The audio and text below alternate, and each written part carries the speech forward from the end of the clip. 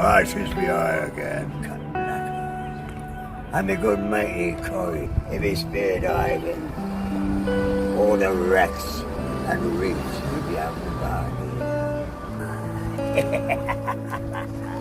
Tell you what, he can hold his breath longer than you can ever imagine holding it for. He goes down on one breath there, then searches for a fish. He don't just take anything.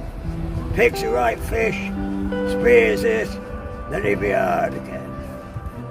Oh, enjoy it, son, be hard it is. Enjoy this video you watching.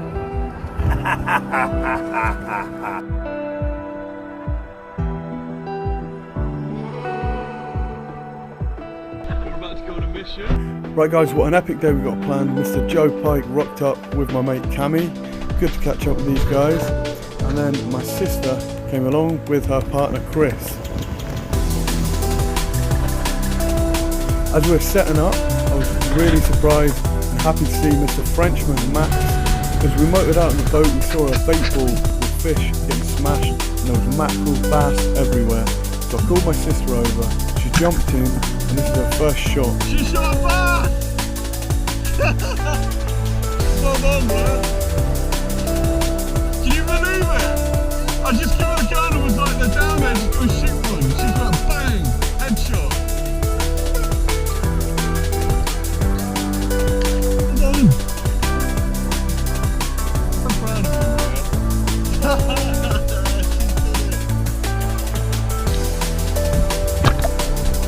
they're all that kind of size.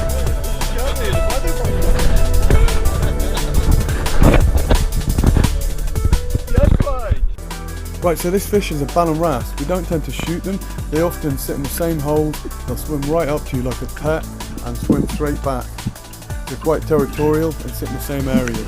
Something I've really missed is swimming through these kelp gullies. You can really hunt your target species and hunt aguato style. This here's a mullet and they're reasonably good eating if you cook them right, but this hunt was perfect, so I had to pull the trigger. Right, so it's a melon. Facing. Cheers, mate. Right, so this is a red mullet, so we don't tend to see many of them, and when you do shoot them, they're very soft and tend to rip off, as this one did. Gutted because they're great eating. The next hunt you can see is a pollock, just sat in the kelp, so I'm waiting for him to come up so I don't shoot down onto the reef, and as he comes up, I get a nice shot over the kelp.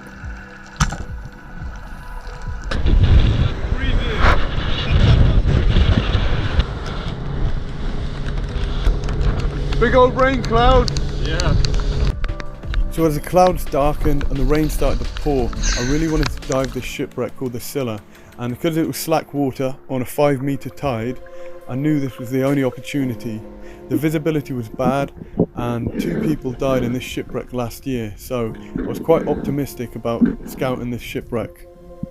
So guys, I really would not recommend doing this. I've been doing a lot of dive training in Dubai on shipwrecks, and this is a hazardous wreck. There's loads of cables hanging down, and the only reason this was possible because I had my mate Joe Pike literally sat outside the wreck keeping an eye on me.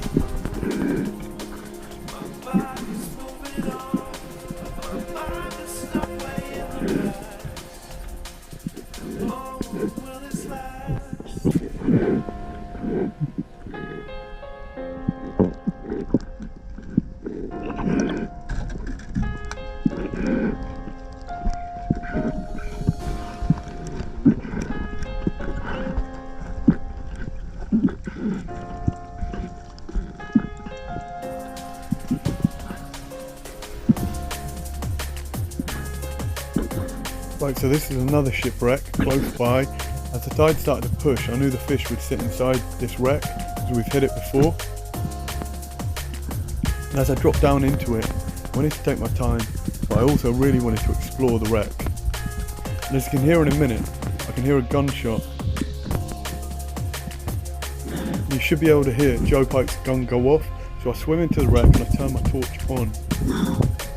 And all of the bass just fly towards me.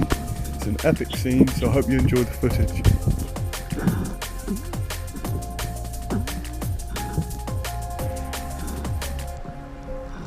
Yeah,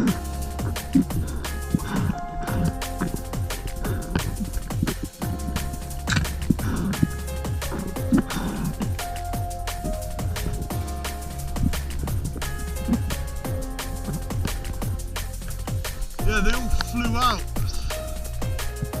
Right, so this next dive, I dropped down into the wreck, exactly where the fish was sat, and hoping there would still be one or two sat a bit deeper down into the wreck, and lo and behold, a massive bass swims out, take a shot, bad shot, and it shook the spear like it was a toothpick.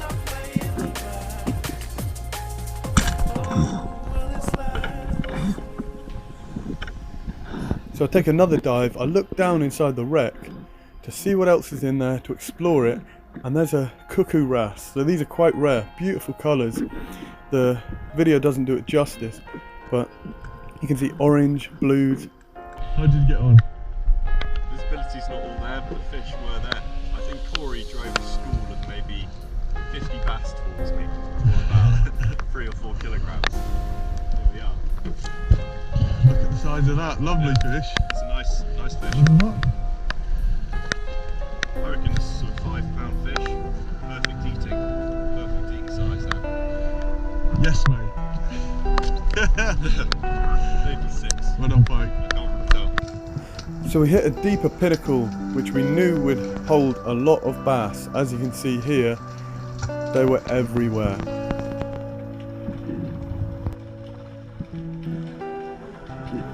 It is such a beautiful sight to see all these fish together, but I've got to be honest, they're kind of taken over. Usually we see loads of pollock and other species, but in these areas I think these fish have just moved in and eaten everything. I held off shooting for quite a while and I just wanted to film them, so I thought I'd invite my sister over to see if she could ping another fish. There's fish! I've shot 0 fish. One. Let's do it, come on, follow me. So my sister's got a 100% hit rate, both headshots, and then I decide to head back down and I think I better take a couple of fish to the table. As you can see, I really took my time and I really wanted to get a headshot. I didn't want another fish to rip off. It's a gutting feeling when that happens.